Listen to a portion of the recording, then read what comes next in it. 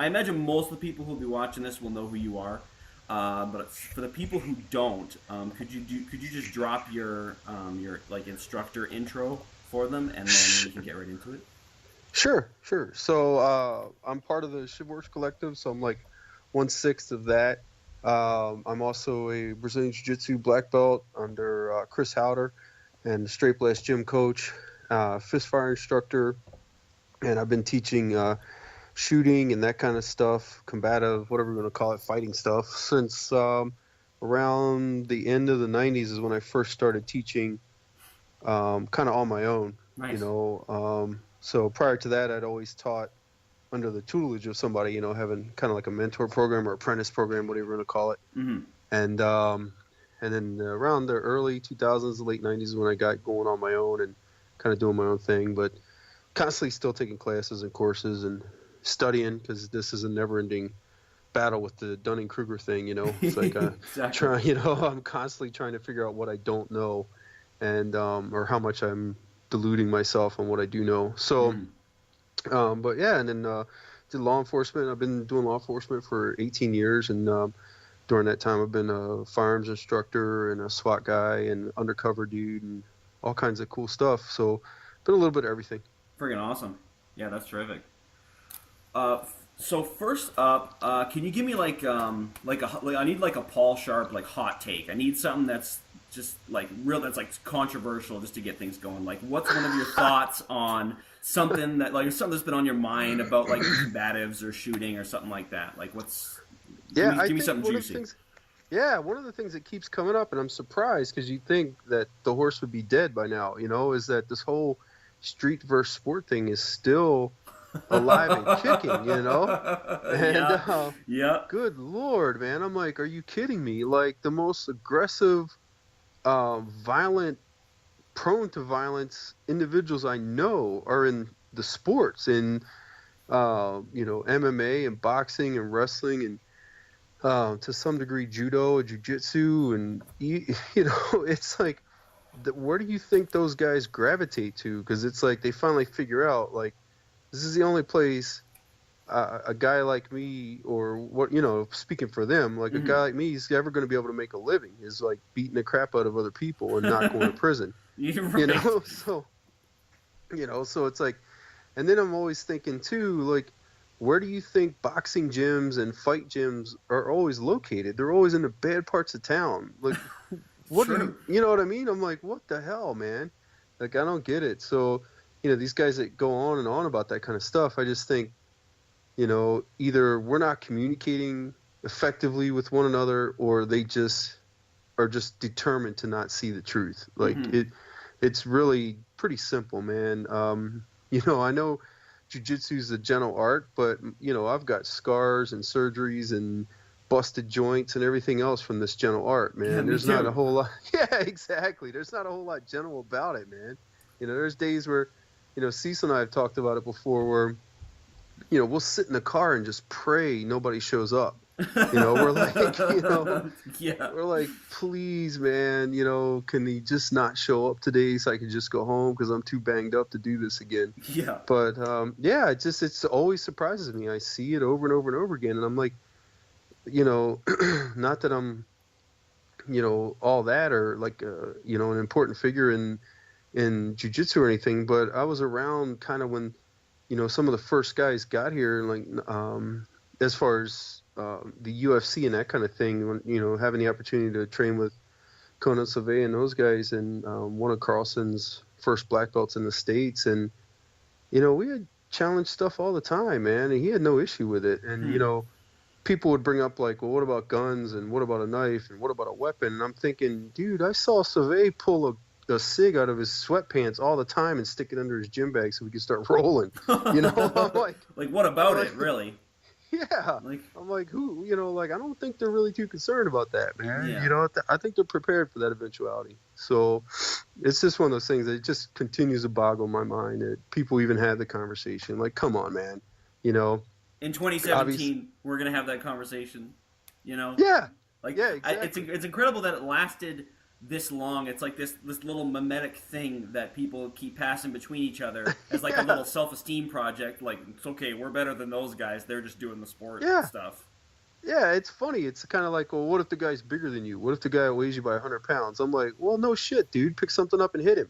Like, why Yeah. would you? You know what I mean? Like, Right. what are you thinking, man? Of course, like if the guy's like that much bigger than you, or what if he has friends? I'm thinking, okay, well then run, Yeah. or or pick something up, Yeah. man. Go to work, dude, or grab something off your belt and go to work. It's you're outnumbered. That's disparity of Mm-hmm. force. You're good to go, dude. Go Mm-hmm. to work. But a lot of people are. I don't know why they think that's like this, Rubik's cube that I'm not going to be able to solve if they drop it in my lap. Like, no, dude, I've already thought about that. Right. It's like if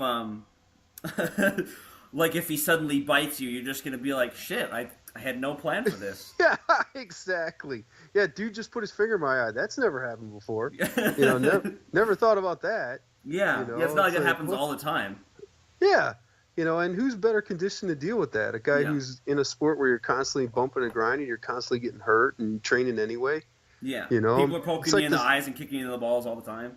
Yeah, it's like this happens, dude. You ever had somebody, knee slide your guard? I'm like, yeah, dude, that's where you get kneed in the junk all the time. Directly, yeah. Like you learn to deal with it. It's like just roll on, man. But yeah, it's funny, dude. It's the same old, same old. It's just I don't know what it is, man. I don't know if it's just because people want to be different. Like if I accept that combat sports are effective and I start training them, then I'm no longer different. I'm no longer special.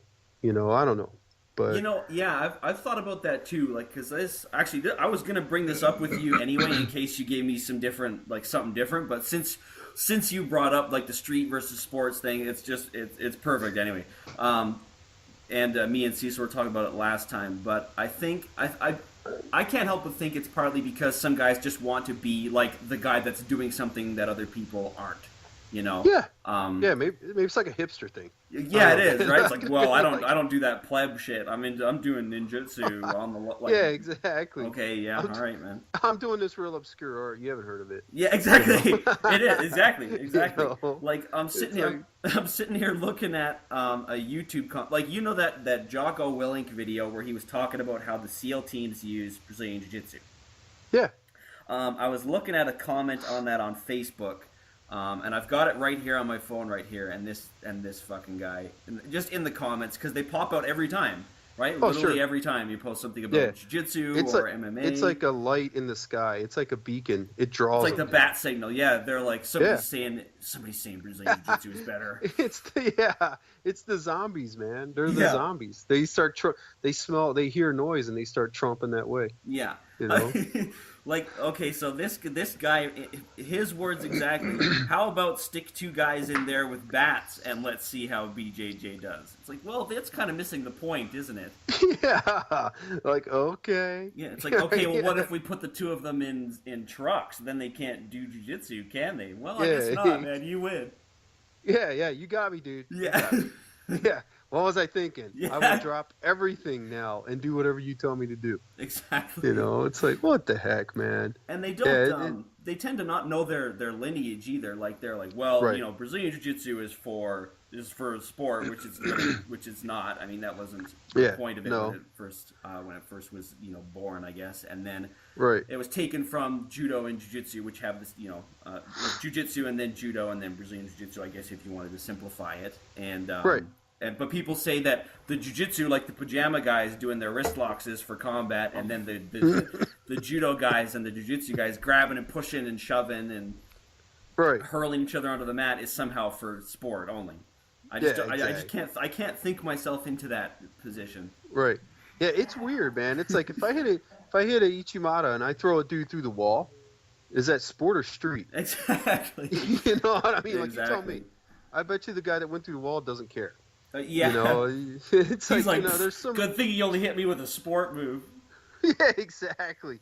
I dropped Sayonagi a dude into a curb. He's putting his face back together. He's like, thank God that was just a sport move. Thank God he didn't bite me. Yeah, exactly. I'm like, where the hell do these dudes come from?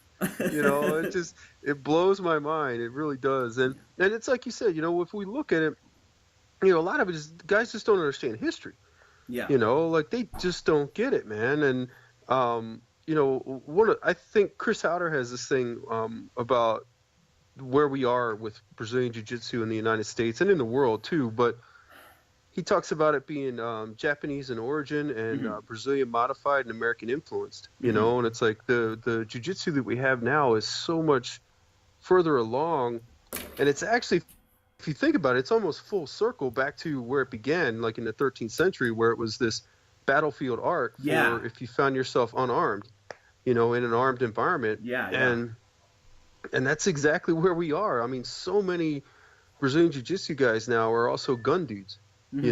and knife dudes, and it's like, that return to the origin is kind of cool, to see, Yeah, it is. especially when especially when you think about it, like you got like guys like Jocko and those guys who are training pretty, rigorously in this stuff, and then bringing that mentality to the game. It's just, it's like I don't understand the argument anymore, other than people just don't want to train or they just want to be different, and Yeah. that's cool too, man. That, I mean, fine, dude. That's how we come up with all these weird tasting beers, but Yeah, exactly. people, it's like people got to be different, Yeah, you know. I think about this all the time too. It's hard for me to sit here and imagine that we've got these battle hardened samurai dudes sitting there in their rugged like wood and paper wall gym. They're like, okay, Right, guys, we're gonna die if we don't get this right. right. And I just can't picture themselves doing standing wrist locks on each other. I just don't really see it Yeah. happening. Right. I imagine they were probably grabbing each other and throwing each other pretty hard and punching each other in the face Oh yeah. and it would I imagine this. I mean, this is hypothetical. Obviously, there's not a lot of historical evidence that I could produce to back this up. It's you can call it a hunch. Right. I imagine they were doing it something more like bare knuckle vale tudo than Oh yeah. standing wrist locks in pajama pants. Right. Yeah. Exactly, man. And even more modern stuff like the World War II stuff. If you watch like the old footage of the Marines and stuff, and different Allied forces that we have access to their footage from their training, Hmm. it's a lot of like hip tossing and just pretty straightforward hitting people with the earth type stuff. And Yeah. I don't know, man. Maybe I missed something in there, but so I'm like, maybe we're not the ones that got it wrong. I don't know. Just a Yeah. thought. You Yeah. know. There's also and of course, there's also the marketing aspect of it too. Like some guys who are producing systems like this and they need a pitch, they have to be able to say, well, ours is better than theirs because of these Sure. reasons, right? I mean, Yeah. it's obviously a fake reason, but I have to imagine that's part of the thought process these guys go to. Like, oh shit, I'm gonna lose all my students if they think that stuff is better. Right. So, you Yeah. know, Yeah. I don't, man. There's a lot of dishonesty when we go down that path. yeah. And I think it's, Sebastian. I don't know if you remember him at all, but he used to post his.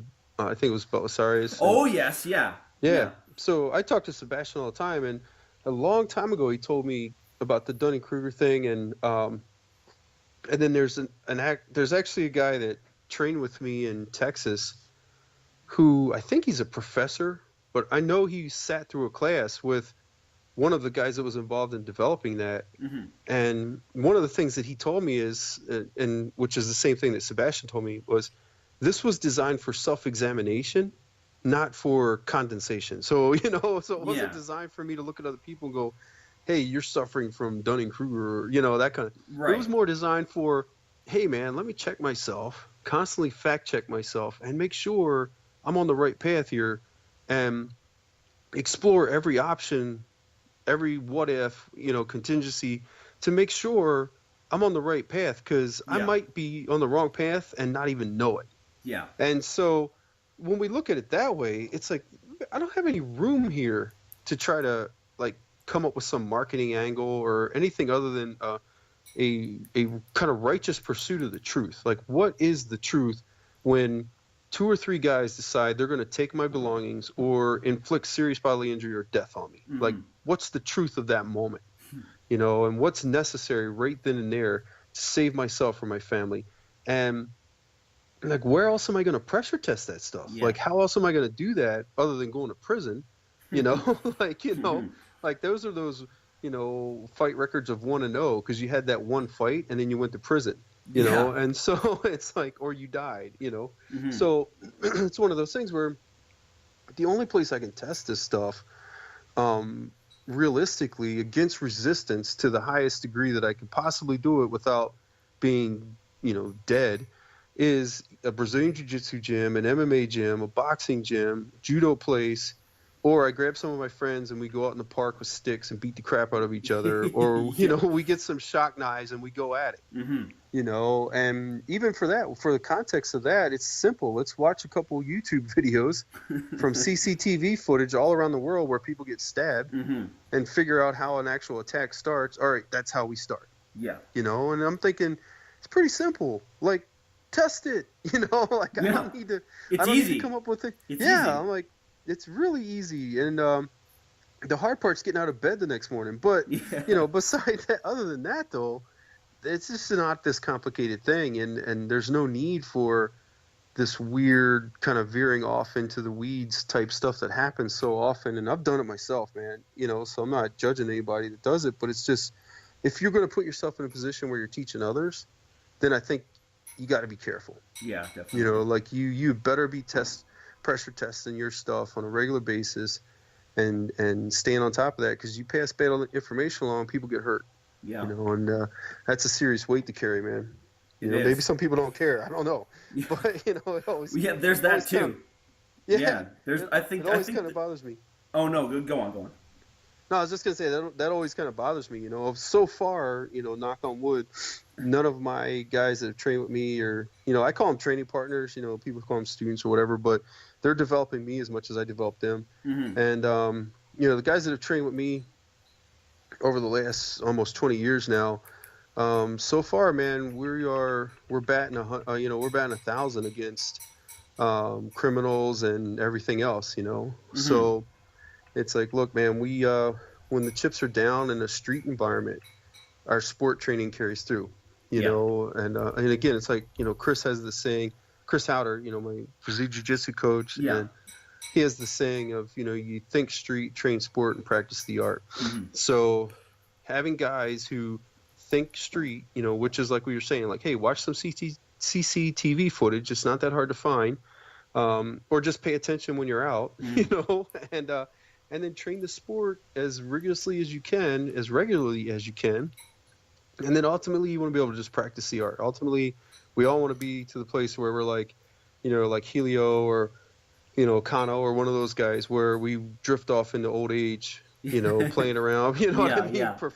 Perfecting the art and just having fun with it, Yeah. and not being too concerned anymore, you You know. you brought up the guys who are selling, I guess, fake martial arts, and I see it. Maybe there's two kinds of those guys. There's the guys that know it is bullshit and do it anyway, and then there's the guys who probably really believe that it's all Right. good and like their dim mak death touch stuff is completely legit. And both of Oh those are yeah. equally bad. I can Right. like both of Oh those yeah. are one is a lack of accountability, right? Because there's the guy who doesn't care, and then there's the guy who thinks he's for real, but he's going to get his students hurt because they're going to go out there and be like, well, this is what Sensei said was going to work. So Oh yeah. Yeah, I for think sure. it's a huge deal. Yeah, it is, man. It really is. And the thing is, like, I've had those moments. Craig's had those moments. All of us have had those moments where whatever it was we were training wasn't available to us Yeah. in a moment of intense pressure. Hmm. Like everything fell apart. And some of that might be like, yeah, anything's going to fall apart under a surprise attack, a Hmm. sneak attack or whatever. The guy sucker punches you or jumps you or whatever. Yeah, you're going to have that fall apart moment. But at some point in there, like, it should kick in, Yeah. like, Yeah. and so many of us have had those moments where it didn't. And, so then we switched to other things, and then training a simple model of boxing, wrestling, or judo for clinch, and then Brazilian Jiu-Jitsu for the ground seemed to clear all those issues up. Yeah. The next time around when something like that happened, or when one of my guys went through something like that, they did far better than I ever did. Yeah. My first time in, I've told this story a couple times about one of my guys that went to a call, and it was a bunch of gang members. It was a party, but he didn't know that until he got there, and he's like, "Oh God," and so he gets out, and he had already caught off his back because extremely busy, and he's just like, "Hey, this is a one-man call. Just ask him to turn their music down, and we'll go on." Yeah. And long story short, they end up jumping him, and he was able to get to half guard, get his back up against the wheel of the car, and so they couldn't get to him and shield himself and just play half guard underneath. And they're trying to stomp him to the point that they're kicking their own guy, and their own guy is saying to my dude, "Hey, just let me go, man. Let me up, and I'll tell them to stop." And Pete's like, "No, man, we're here now. We're in it, yeah. Yeah, we're in it for shield, the duration. Yeah, like you are my meat locker. You are my shield, dude. Exactly. So you're staying right here. You're taking all the hits. So, this is the future you asked for." Yes, exactly. You should have stayed in school, dude. Yeah. So it's like one of those things where, I look at it now and I say, man, the guys that are coming through my training process that, of course, is abbreviated compared to how I train myself because I've learned better. So I teach them to the best of my ability. I'm like, let me start them off where I stopped, So right. I'm starting these guys off way ahead of where I ever started, and they're doing so much better in street situations and everything. It's just, it's cool to see, but it also at the same time, it brings me back to, like we were talking, the guys that sell like some BS and, the responsibility they bear. Yeah. It's just, man, that's a weight, dude. And it would kill me to have to see like one of my friends or, because mostly, these guys are my training partners, have been training with me for a long time. I know their families and everything. So, seeing their family and having to tell them like, yeah, the stuff I gave them failed, Right. That's heavy. Yeah. I'm real sorry, and here's some flowers. Shit. Yeah. Here's some flowers and I'll give some money to your kid's scholarship fund. And, and it's like, man, how do you do that? Like, how does a person, I don't get it, dude. Like, there's too much at stake. You got to take this serious or go do something else. Absolutely. Do you find training in the tactical and like because you're a SWAT guy and you do that stuff, so I guess we could call that like the tactical kind of environment. Sure. And you're in the sport, and you also cross over into like the street oriented stuff. So those like the three arms of the beast, I guess. Right. Do you think is it complicated for you to do all those things at the same time? No, I don't think so. No, it's like anything, and like referring back to the sports side of things, it's like, just tell me the rules, man, and then let's play. Yeah. So, I don't know how much shooting you guys do or involved in, but yeah. So like IDPA has its own set of rules, and then IPSC or USPSA has its own set of rules. And so when I show up, it's like, hey man, what are the rules? If I'm, like, okay, I got to do this, I got to wear a cover garment, and I can't, there's fault lines and all this other stuff. And then when I shoot IPSC, I kind of do whatever I want, so that's kind of how I look at it. Like, all right, if I'm in the sport world and we're rolling for jiu-jitsu, whatever the rules are, and even within jiu-jitsu, there's all these different organizations now.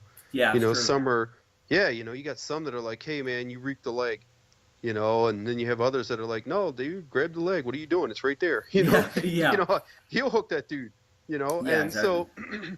So we're constantly adapting to changing environments and changing circumstances and demands. So yeah, it's the same thing. If I'm on the street, I'm like, dude, this is so awesome. There are no rules. I can do what I want. It's fantastic. Yeah, I can finally do whatever I want to this dude. Like say he does know enough about the sport to, try to throw guard on me or something. I'm like, awesome. I'm going to slam this dude. Amazing. Yeah, exactly. Like I get to guard slam a dude, I never get to do that anymore. So it's, it's one of those things where you just like, why, I understand the argument or the point, that people make where it's like, hey, you're going to have some sort of brain fart, but I don't really see it that way. I see it more, my approach has always been, and I kind of got that from my shooting coach, was Dr. Middlebrooks. And that was always his thing, was just tell me the rules and let's shoot. Awesome. Don't That's change good mindset. Yeah, he never changed his setup. to like compete in the different sports and stuff, like the same setup he carried for IDPA Yeah. was the same setup he carried every day for concealed carry. It was also the same setup he used for like the world speed steel shoots and all that stuff. He just, the difference would be whether he put a vest or cover garment on, Shit. and that was the only reason he would ever really change that would be because of the weather. Yeah. He's Yeah. like, if it's cold, I'm going to wear a coat, dude. And I've seen that guy shoot, and he is fucking amazing. Oh yeah, it's really cool, especially when you realize he can't see. Like he can't, like he can see well enough to function, but yeah, man, he's a pretty amazing dude. He's busted up with arthritis and can't see, and then he's out here competing with these young guys and beating them. Unbelievable. Yeah, it's really cool. But yeah, a lot of that influence came from him, where he's just like, "Hey, man, tell me the rules, and then let's compete."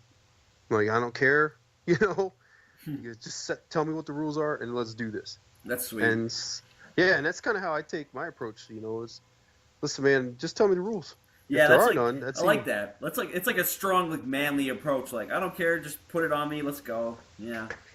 Yeah. It's Awesome. like, hey, man, whatever, dude. Let's do this. I don't care. The rules are protecting you. Yeah, so you decide what you want. Yeah. Yeah, exactly.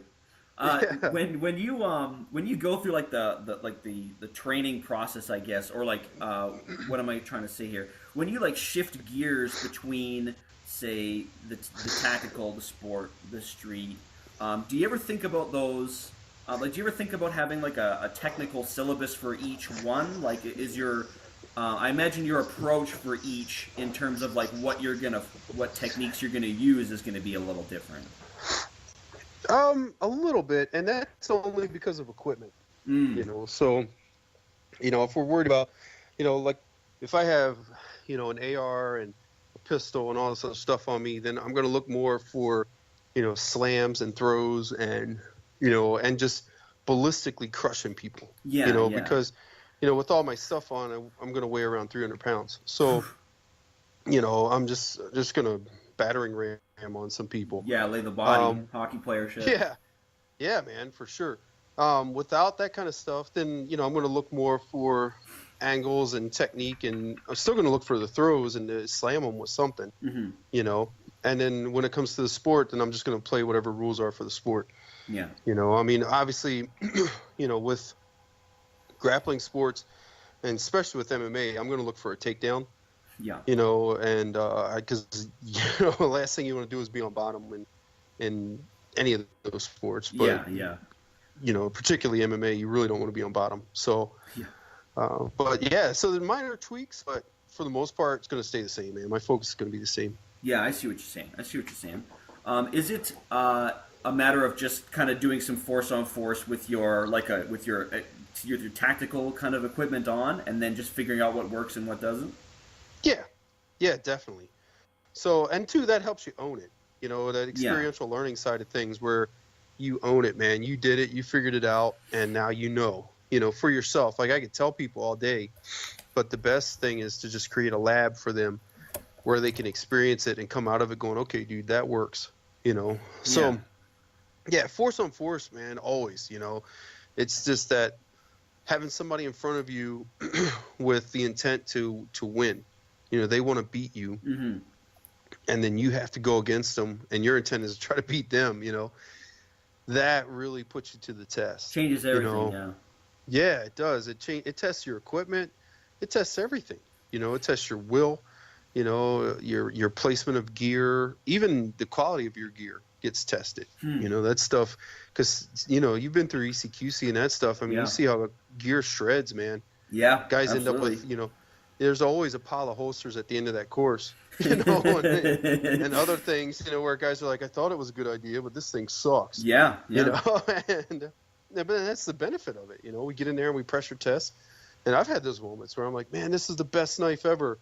And 2 training sessions later, I'm like, this is the worst knife ever. Yeah, that's happened to me too.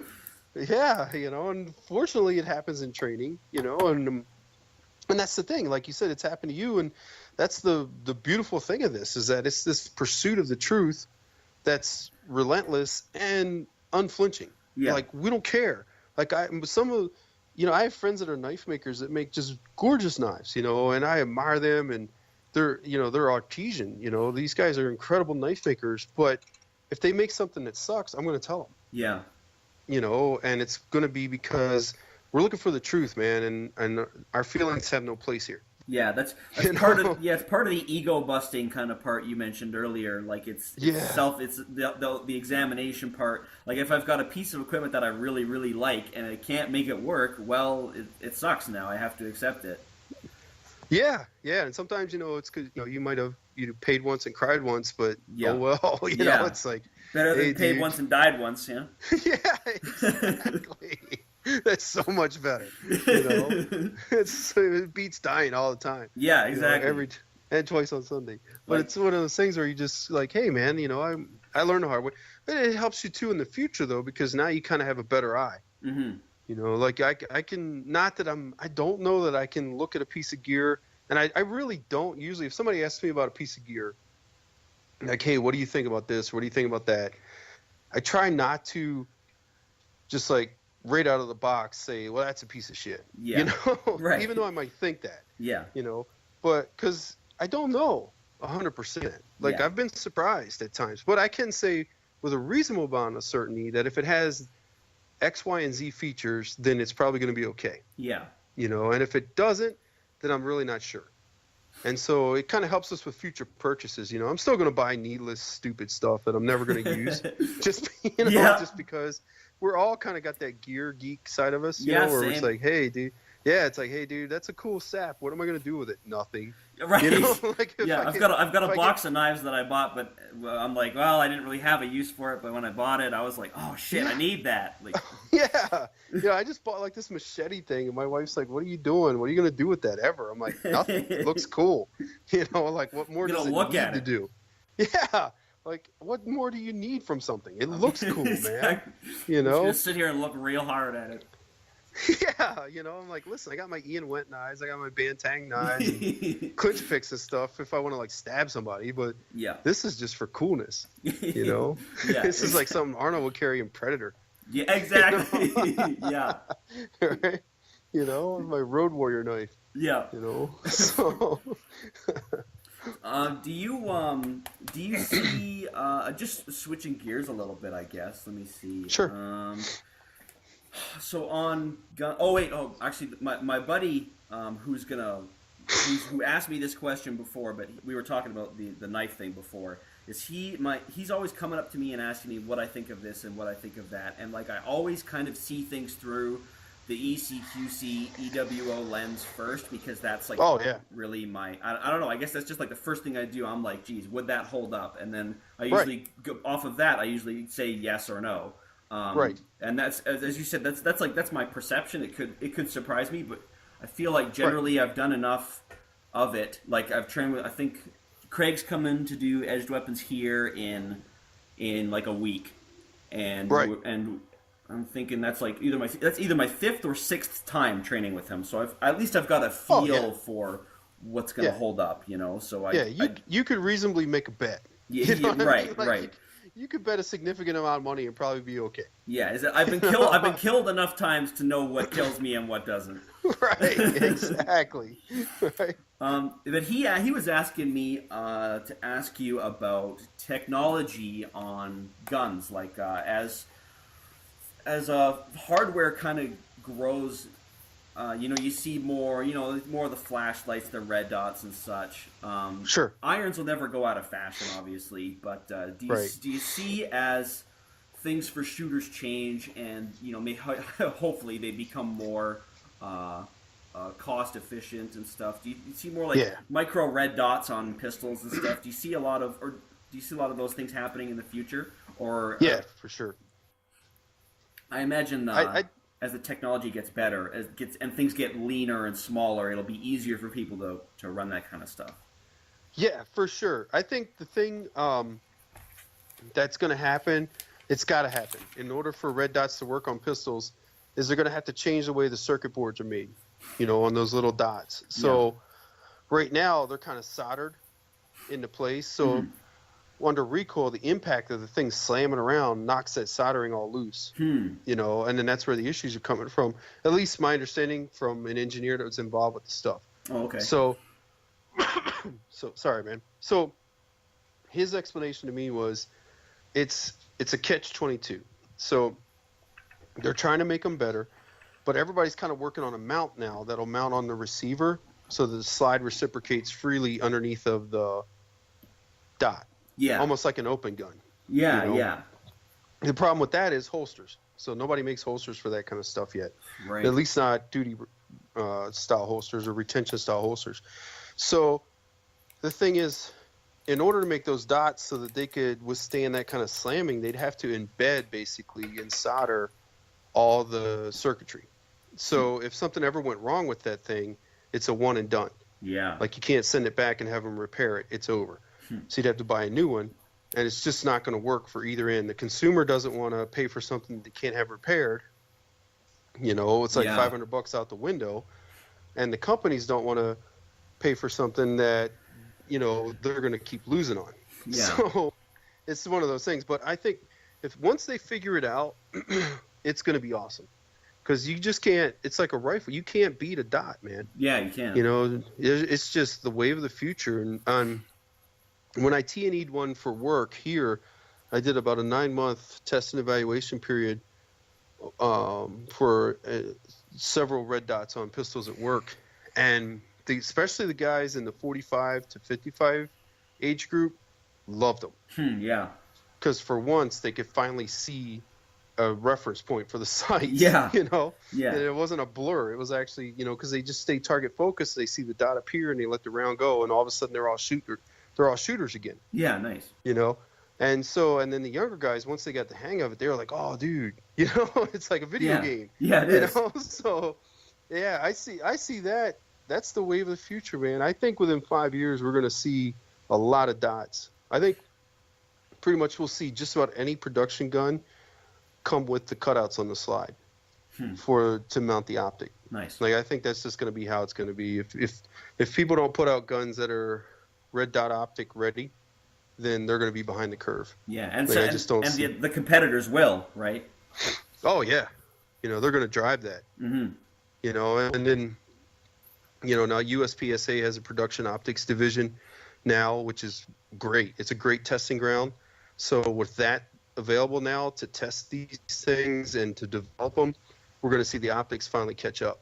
Yeah. You know, so the optics are going to go where they need to be within a few seasons of, you know, production optics being a thing. That'll force, you know, the technology side to go into warp drive to put something out that's going to make it. You know, because people are going to start seeing older guys, man, when they get that optic on their pistol, they can finally see something. They become the shooters they once were. Yeah. You know, like their trigger control is still there, their weapon handling is still there, but they just can't see the sights and they get frustrated. You know? So once you get those guys where they can see the gun again, now they're all fired up about shooting again. Oh, yeah. You know? So Yeah. it's like, now it's fun again. Yeah, exactly. You know? So, you know, and then, you know, because a lot of guys are trained too with the front sight press, you know, approach to shooting. So if I can't see the front sight, well, then what the heck, man? You know, what am I doing? I'm screwing up. So now that they got the dot, they can see everything they need to see to make the hits they need to make. They're so much faster. It's just, yeah, man, that's going to be the wave. Nice. I think if you put a red dot on a carry pistol with a laser, I think that'll be the killer package. Why a laser? I think like Claude Werner has talked about a lot, and Craig shows it too in his AMOS, the Arm Movement and Structures course. Oh, I'm doing that next year, or no, sorry, later this year. Doing that in October. Oh, dude, you're gonna love it. Get a laser on your gun. Really? But yeah, man. Or wait till you take the class with Craig and then decide, because he's got a few with lasers on them that you could kind of test and see what you think. But what happens is you get into this unorthodox position where you can't really get on the sights. Or because of the lighting or whatever, you can't really get on the sights, but you can sparkle them with that laser and then put rounds on them. Interesting. Yeah, I guess it's common sense, I guess. It makes sense. I just hadn't really thought of it that way. Yeah, I was opposed to lasers because I was like, oh, it's gadgetry, voodoo, bullshit, sorcery. You just need to Yeah. get on the sights and rock and roll. Yeah. Yeah. And then I talked to Claude, and Claude's like, "Hey, man, having that laser for being in a weird position where you can't really get down onto the sights, or you can't see the sights, or something's happened. Your glasses get knocked off and you can't see the sights, Yeah. but you can see that laser sparkle on them, and Hmm. that's where the round's going to go." Nice. So I started. Claude started talking about that a lot when he was doing the old man gun. I don't know if you remember Ah, yes, any. yeah, yeah. I've seen looked Yeah, at that a couple times. yeah, that was when he started doing a lot of the stuff. To my knowledge, he started doing a lot of the stuff with the lasers. Was about that time Mm. because had to come up with an alternative sighting method. Huh. Yeah. Because older guys couldn't see the sights, and so the laser just fit right in perfect. So for those times when you can't get on the dot, you can't see your dot, but you can still sparkle a laser on them. Bam, you got your hit. Ah, nice. You know. Yeah. Yeah. I see it. Yeah. Yeah. So I really. Hmm. I hadn't. I mean, it's funny because like I'd thought of lasers on rifles, right? Like for guys who Sure. were wearing helmets and stuff, and they couldn't quite get a cheek Oh yeah. weld, and they needed kind of an alternative Right. sighting system. I hadn't thought of it on pistols because I was like, well, you just look at the Right. sights. You just hold it in front of your face and look at the sights. But I guess that's just my position of ignorance, not knowing what I didn't know. I guess Oh yeah. hadn't Yeah. really thought about it. Yeah. We've all been there, and now that was for me. That was where I was at with listening to Claude talk about it, and I started thinking about it, and I was like, yeah, there have been times, man, Hmm. where it's like I can't get on the sites or I can't see the sites because of whatever, and it's just one of those things where it's like a laser would have been a nice addition to, my pistol, Yeah, because definitely. you have them on rifles and then you can see, it's like you laser the dude and you're on it, your IR or whatever. Yeah. It's like, okay, now I can see, dude, now I can see what I need to see to make a hit. Yeah, that's right. But so that's kind of, I don't know if that answers this question or not, or Yeah, I'm sure it but does. It also answers mine out, like asking kind of about where you think tech is going or should go. I guess in the near, maybe 20, yeah, 30 years, where you think it's going to be. yeah, that's what I think is going to happen, man. I think the carry optics is really going to push that technology, Yeah. because it's like anything, all-wheel drive, whatever, different suspension systems, all that stuff. It gets pushed hard because race car drivers have it, Yeah. Right. and then and that's where it gets kind of bled out and wrung out is in Racing the is a sports sport side. too. Sport. Yeah, yeah, exactly. So it gets wrung out in the sports side, and then it kind of trickles down to the street. What's applicable to the street, and what can we make robust enough to be an everyday driver type thing? Yeah. And so I think that's what's going to happen with the carry optics. They're going to figure out what it takes to make these things robust while still being repairable if necessary, or they'll figure out how to do it inexpensively enough that it can be a one and done type unit. Yeah. So if something happens, the thing goes down on me, just take it off and buy another one. Just like that. Yeah, and I think they'll try to make it in a way that's not going to hurt the pocketbook. Nice. So Yeah, that would be ideal. Right. yes, right. Can I just have it for free? Yeah. It's like, I feel like that Chris Rock character. Like, okay, how much for a nickel? Yeah. Like, Exactly. So Exactly. you know. Here, let me shift gears again on you real quick and talk Okay. about athletics.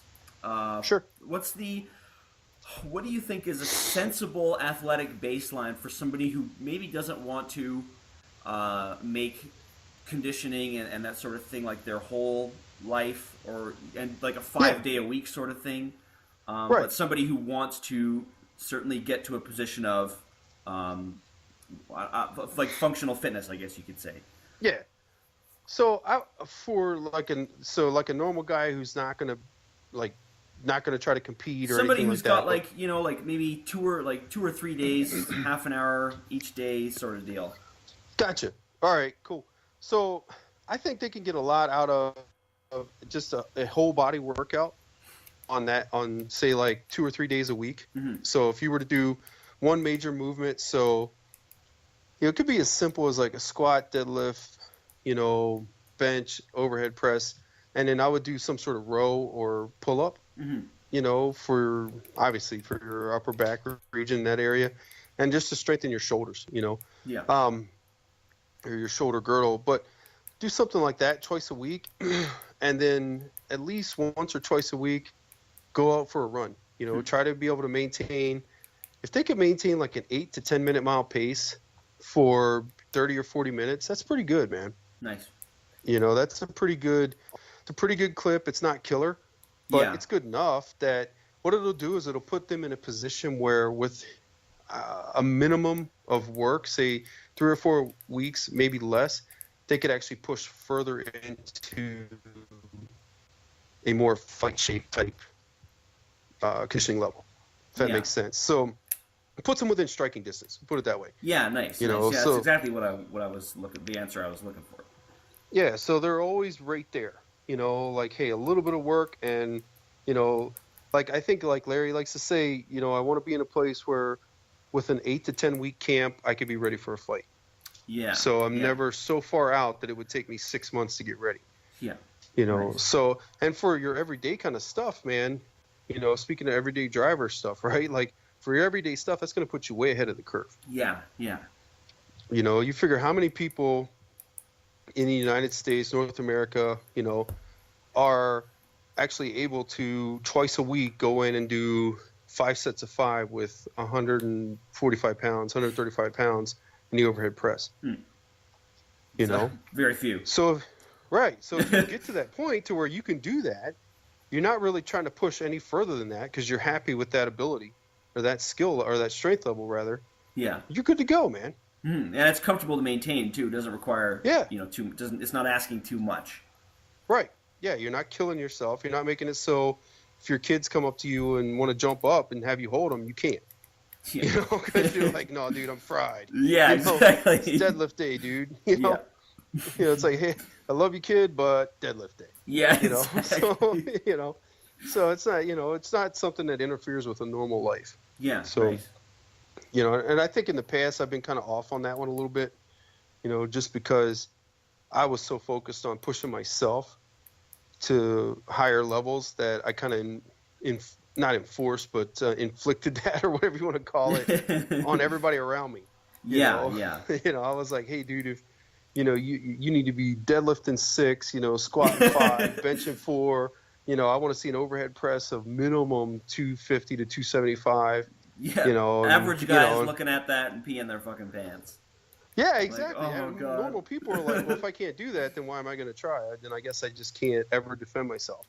Which kind of feeds into then that guy loses hope, right? Then he hears some kung fu dude say, well, hey, with no exercise whatsoever, with no anything, just woo, you can slay 5 opponents. Oh, man. And of course they always have the mythology, right? Of well, my instructor's so deadly. The police, duck style lethal weapon.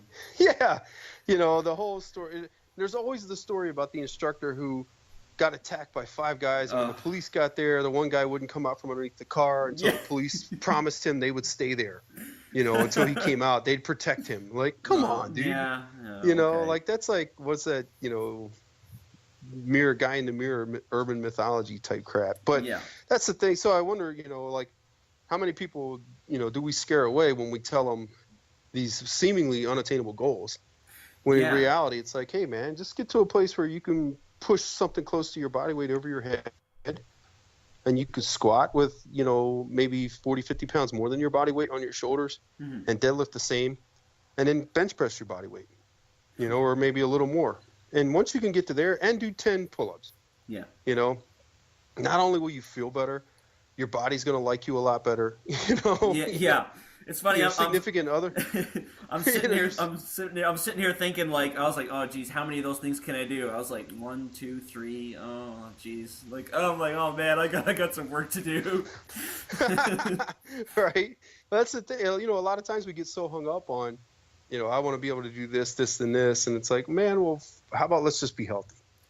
Let's just be happier people. Yeah, exactly. So, like let's not impose our own, demands on everybody else. So I've had to learn that the hard way. Now, that said, that is also coming from a position of love, right? It's from a position of like, look, I have this. I want this for everybody else too because it's working for me. So this is what I want for you as well.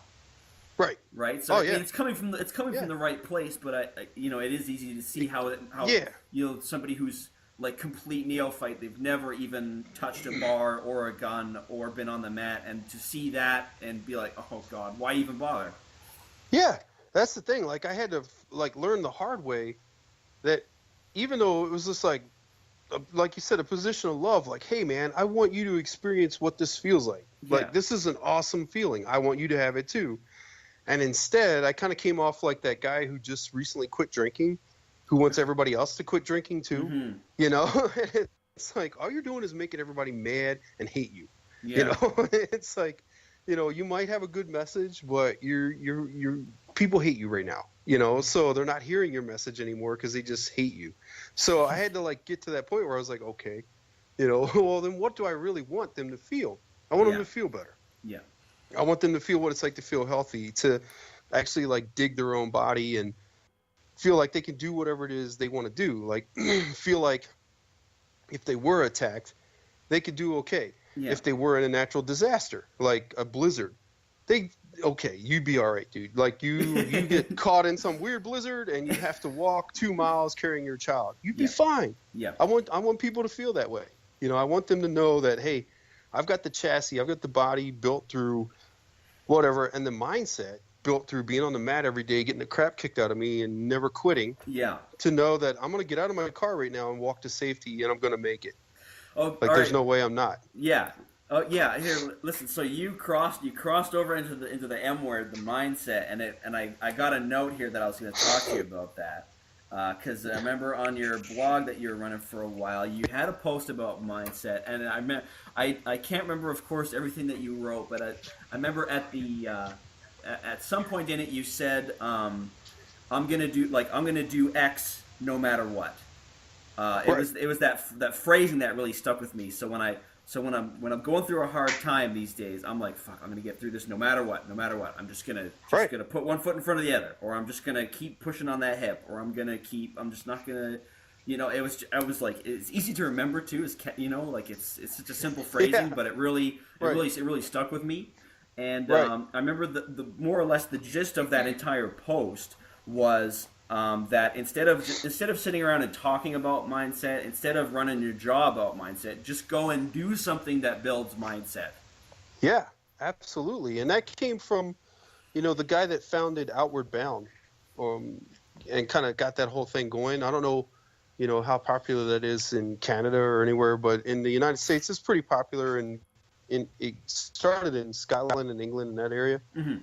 But basically, it's like an adventure race that you pay for. You know, like Yes, you pay right. these guys, yeah, you know. And one of the things that those guys, when they began that whole thing, was he felt like sailors had died at sea during battles where ships were sunk or whatever, simply because they quit, Mm-hmm. whereas others would keep going and then they'd be rescued or they'd survive. Yeah. And so he was like, how do I teach this? Well, we teach this by putting people in those positions where they feel like they're not going to make it and they make it. And then we do that over and over again, and then they get this unstoppable confidence, this unbeatable will, indomitable will that says, I'm going to be all right. You know, I'm going to keep going. I'm going to make it. Mm-hmm. And so, like you said, you know, it's like I'm going to keep pushing on that hip. Like every day I'm on the gym, on the mat in an uncomfortable position, and I don't quit. I keep working. Even if I get caught in the submission eventually, I never once stop working. You know, and so Yeah. I'm constantly training my mind and my mindset to always look for an option, always look for another avenue, another way to get myself out of here. You know, and Mm-hmm. that's so important. Like it's just, you know, when you take and you combine like that indomitable will that just refuses to be defeated, and then you combine it with physical attributes that are pretty scary to, you know, at any level. Like you got a guy that can throw a solid jab and a cross, hit a takedown, stop a takedown. He can pick a stick up and beat the shit out of you with it, or he can take a knife and taint stab you Right. to Right. oblivion, or whatever it might be. Or he can take it away from you, because he's just not going to stop. Mm-hmm. That's a beast, man. That's a whole other beast. Yeah. And then you get that guy to understand that he's doing all this because he wants to preserve the things he loves most, which are his life, his family, whatever it might be. And the bad guy is the one that's trying to take him from those things. And so the only way to stop that bad guy is to stop that bad guy. Yeah. You know? Yeah. Right. Like I don't have to give that guy a lecture on mindset anymore. Yeah. You know? Yeah, he's got all the mindset he needs already in a sense. Yeah, Yeah. Like it's he's got funny everything that he needs right there. yeah, exactly. It's funny that you know, like you read an article in a magazine or you watch a lecture on YouTube or whatever about mindset, and then you're like, fuck yeah, this mindset, I'm ready now, I feel ready, and then you just go back to sitting on the couch, right? You don't Right, really nothing's changed. You just like right, saw a thing and you're like feel better about yourself, but you haven't done anything to improve. right. And it's but Yeah. I do that too though, right? Like I've Oh, read sure. or seen some good, you know, scenes or I hear a good quote or whatever, and I'm like, oh yeah, that's good. That's me now. That's my identity. But it's not. I haven't done anything. I just read something Right, on Facebook, and I was like, yep, great. right. Yeah, Now, that's cool. yeah, exactly. You No, know? and I Yeah, and think a lot I of think people if get I, stuck into that trap. yeah, for sure, man. And I think, I was joking around with Craig one time, and I said if I ever was going to give a mindset lecture, I think it would be real simple. I'd wait for everybody to get in the classroom, and then I'd say, okay, guys, let's go outside, and I'd make them go for like a 5 mile run. And and it's like, Yeah. keep all your gear on you. You got to keep everything you have on you, and we're gonna go for a 5 mile run. We're gonna do like Oh 8 minute God. miles, Can we not? and we're just gonna knock it out. Yep. No warm up, nothing. We're just gonna do it, and there's no quitting. Oh. You know, that's your lecture. Like it's pretty simple. It's not Yeah. that hard if you think about it. But a lot of times when you get guys that show up for those lectures, they're not in any kind of shape to do that. Right. And that's and The I'm last like, thing the they need to last worry thing you about is need, about mindset. yeah, exactly. The last thing they need is another lecture on mindset. Need to do some They need to push-ups. do, yeah, they need to start doing, Yeah.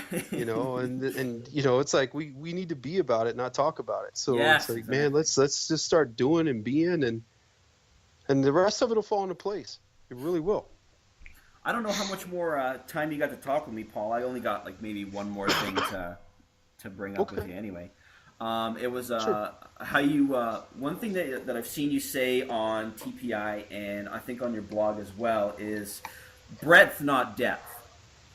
Yes. I don't know if you could instead of having me explain what that is and you just be like, yeah, that's correct. Why don't you explain it and then I'll just shut up. Yeah. No, that's cool, man. Basically that came from Tom Overview, who I think he runs Impact Martial Arts now out in Beaverton, Oregon. And great dude, Brazilian Jiu-Jitsu black belt, one of the original SPG guys. And we were talking about what do we need to add to make our game more complete? Like, what is there that we need to do?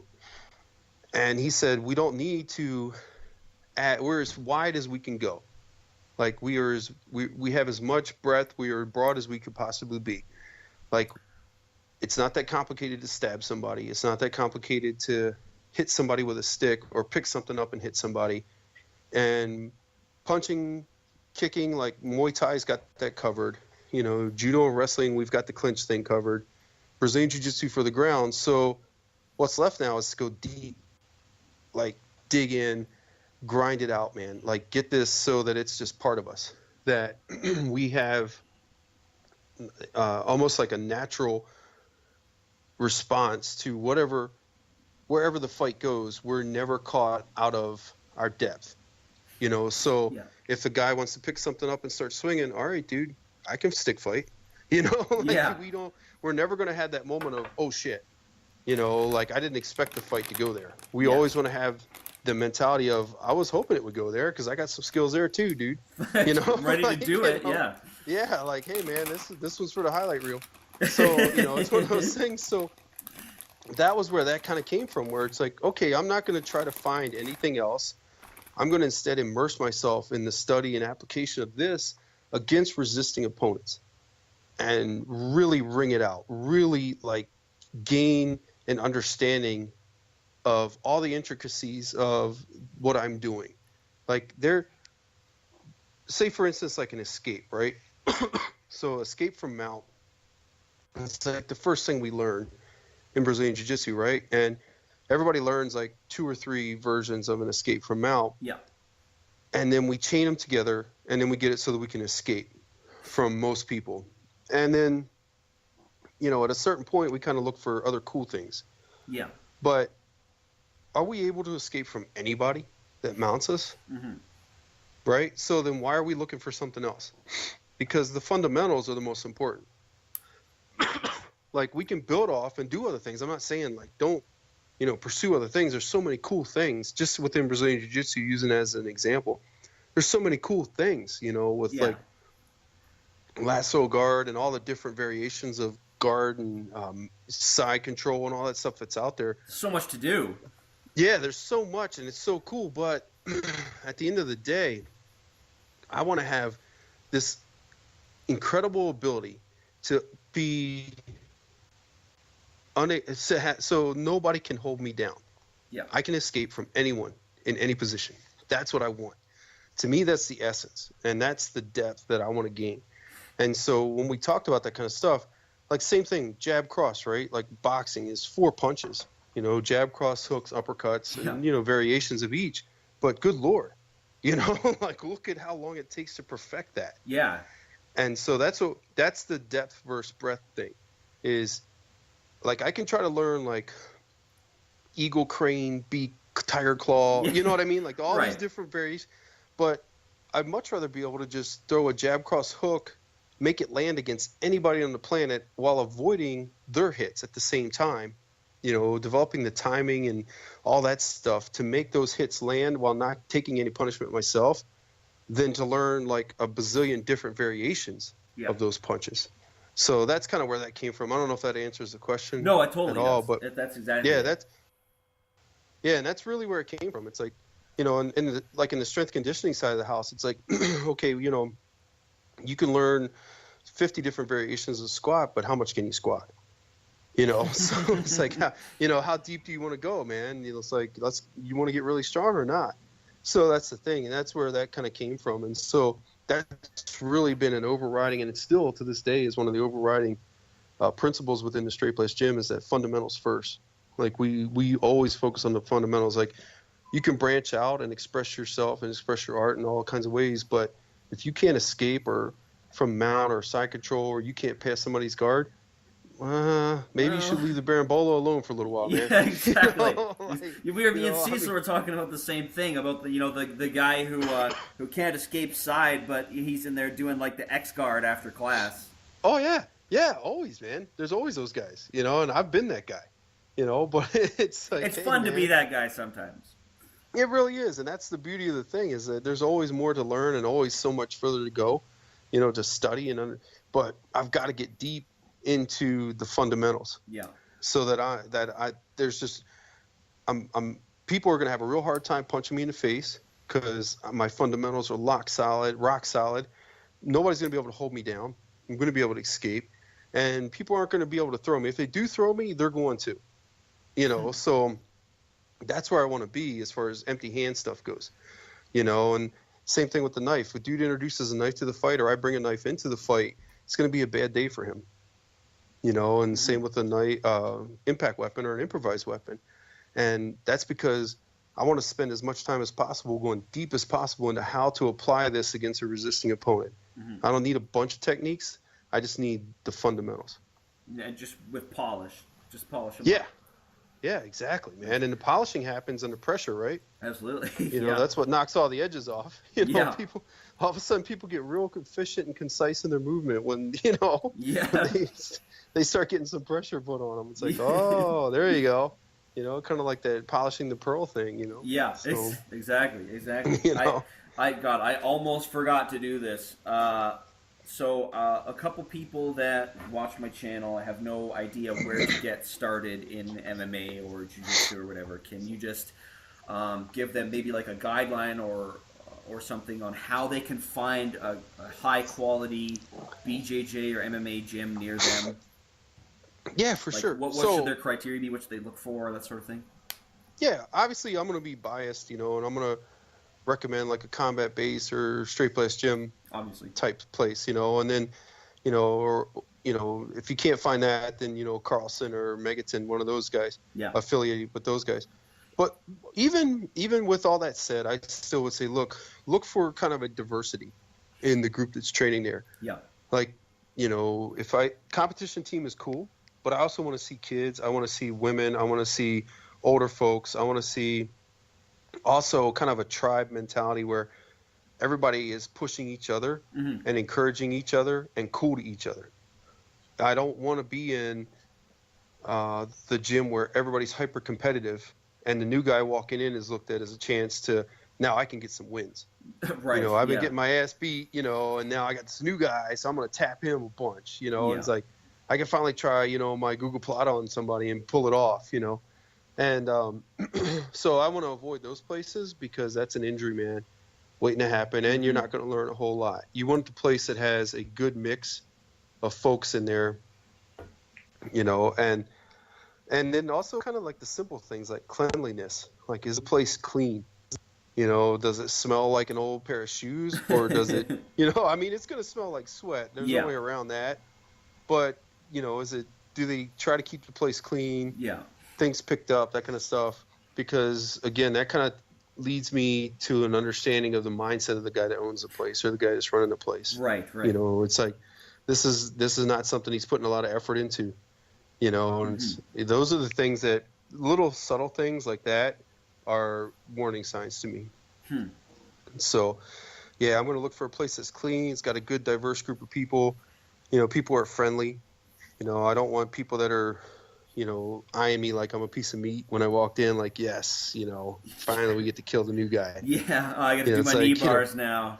Yeah, exactly. Heel hook. Yeah. It's like run from that place. Run. So I think that would probably be about it for me, man. That would be what I Nice. would look for. Nice streamlined approach. It's easy Yeah. for people to remember. Yeah, I mean, I've walked out before. Because I travel here and there, and Mm-hmm. I've had a chance to go to gyms and other places, and I'll drop in or whatever, and I won't even roll sometimes because I'm like, man, this place is filthy. Yeah. And Yeah. it's like, that tells. I'm like, come on, man. If they don't care about the mat they're rolling on, if they don't care about the fungus or whatever they're exposing their students to, then they're probably not going to care if they are injured. Right. Or they don't care about the quality You of know. training that you're getting. Right. Yeah, exactly. It all points to that mindset of, hey, do you care or not? And if you care, I'm going to see it in the smallest things. So in the details, right? The devil's in the details. And if Yeah, absolutely. those things aren't in place, then I'm kind of going to be concerned about my safety when I'm rolling there. Because, again, it's like, I think it was Joe Rogan that said basically, you murdered me when you choked me out. Right? Right, right. What saved me was you let go. Sorry. And, so there's a degree of trust there. Mm-hmm. And if you're not concerned about the cleanliness of the mat or the friendliness of your students and training partners and stuff, you're probably not going to be too concerned about whether the guy lets go of my arm as soon as possible, rather than the guy who hangs on a little bit longer to kind of be Joe Cool or whatever. I don't Yeah, even know right. what that mentality is. But you know what I mean? The guys Just to that be a think it's cool to dickhead, hurt yeah. people. Yeah, Yeah. guys that think it's cool to hurt people. And it's like, dude, what are you doing? It's like, we're here to train you. If I'm hurt and not here, then you're not getting any better, dude, because you're not getting any rolls in. Yeah. So, but that's the kind of stuff I look at, man. Yeah, It's just- I see it. Nice. Yeah, for sure. Are you are you teaching any classes this year anywhere?